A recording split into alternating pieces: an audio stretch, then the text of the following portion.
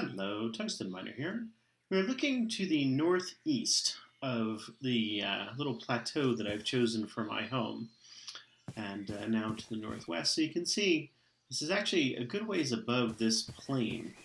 And what I was kind of thinking to do is, as I finish up the house and kind of get things ready, to start using the area down here for the more kind of space-consuming sorts of things. So maybe raising animals or putting in orchards of various kinds, or maybe even just an arboretum to grow different kinds of trees. But kind of an interesting space down there. That was one of the reasons why I chose the place that I did. So back to the rest of the house here. Obviously the fruit trees are doing well. I've gone ahead and planted some crops in agricraft stakes just to get some kind of food going here. I've raided the gardens of some of the other players on the server to get some different kinds of plants that I haven't yet gotten around to developing yet.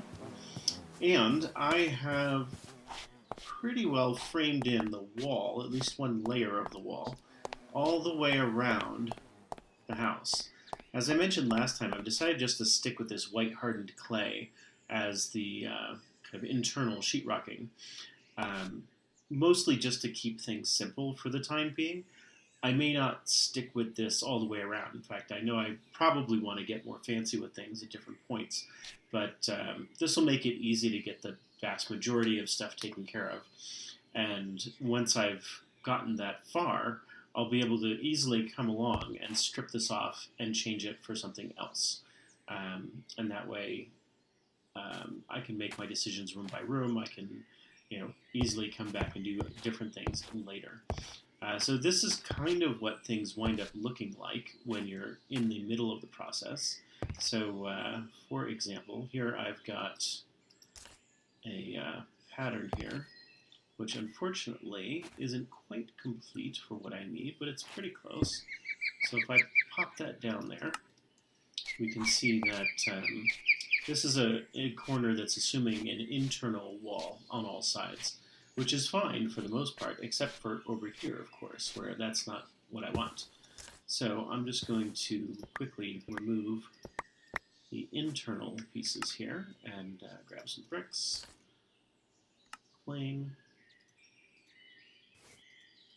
But of course, that's not quite right either, because now I've added bricks where I don't want them. So I'm just going to pull those off there, and there, and there, and there. And now I've got that corner just the way I want. And of course, I can use my positive chisel design to grab that and go around to various other places in the house where that might be necessary. And that's the kind of stuff I've done all over. I've done that for the door frames here. I've done that for the corners here. I've done that for the corners over here. All of these pieces are just ever so slightly different. So what I tend to do is get one of them just right, and then grab it, and then walk around the house, find all the places where that needs to get cloned into, and then pop it down. Now, of course, that I've gotten the basics set up for all of these, I could extend this upward by just grabbing that pattern there, saying I want a placement, and I'm going to pop it down right there.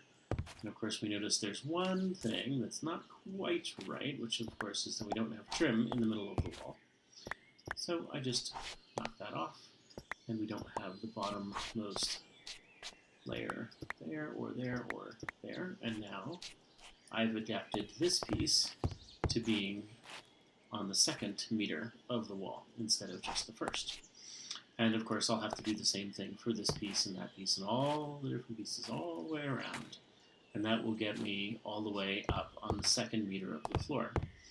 And then finally, I still need to move that other staircase over here, so I haven't finished the flooring here. And I'll need to develop the same kind of thing, that cross-section basically, except fitting along the diagonal here in order for that to work.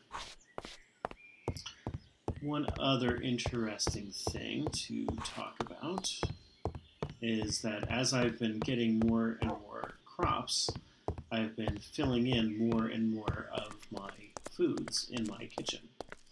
So for example, this is now what I've got as my variety of different foods. And over here, when I come to my cooking table, I can see I've got a lot more options of things that I can do. So for example, if I wanted to be able to make, like peanut butter sandwiches, that kind of thing, I can grab almond butter, and let's just say I make 8 of those. And I'm going to stick that in the cupboard up here. And now that I've got almond butter, I have other choices that wouldn't have shown up before. Actually, I think I need some jelly before I can do that. So let's go for some plum jelly. Helps if you know how to spell. Yeah. Okay, so now I've got some jelly. Stick that over there. And now I should expect to see, here we go, a honey sandwich. No, that's not that one. There we go, plum jelly sandwich.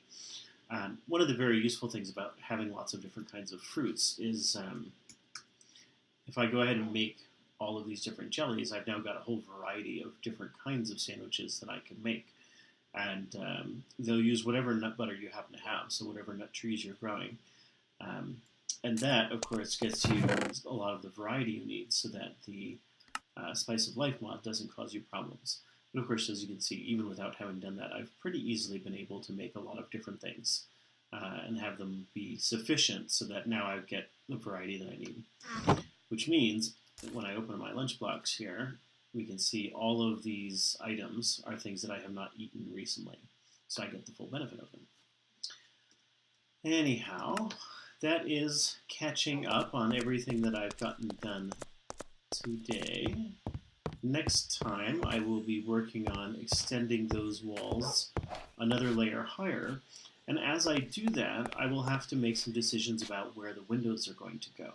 Because, of course, I'm going to leave the bottom meter open for the most part. I probably won't absolutely everywhere, but certainly I will for certainly these more utilitarian rooms in the back of the house. Crows are very noisy. But I might do some more interesting, French-style windows, or at least floor-to-ceiling kind of windows over here. I also need to copy that staircase over onto this side. And then finally, I want to take this staircase over in the back corner here and extend that all the way up to the next story. Because I haven't actually decided how tall this story is going to be. Kind of thinking 5 meters, but I'm not quite sure whether I can manage that. This staircase goes down, I think, 5 meters. So 1, 2, 3, 4, plus that one is 5. So yeah, I had enough room to do it here. So if I did the similar thing, I'll probably bring this up to 5 meters taller. So maybe that's what I'll do for next time, is get that up there. And that way I have a sense of like where the ceiling is. And I can start bringing the walls all the way up, get that next layer of floor in there, make some decisions about how that works, and otherwise kind of figure out where those floor-to-ceiling windows would go, or even regular windows, just to figure out where they leave off. Anyway, that's it for now, and that's what I plan to do next time, so I will talk to you later.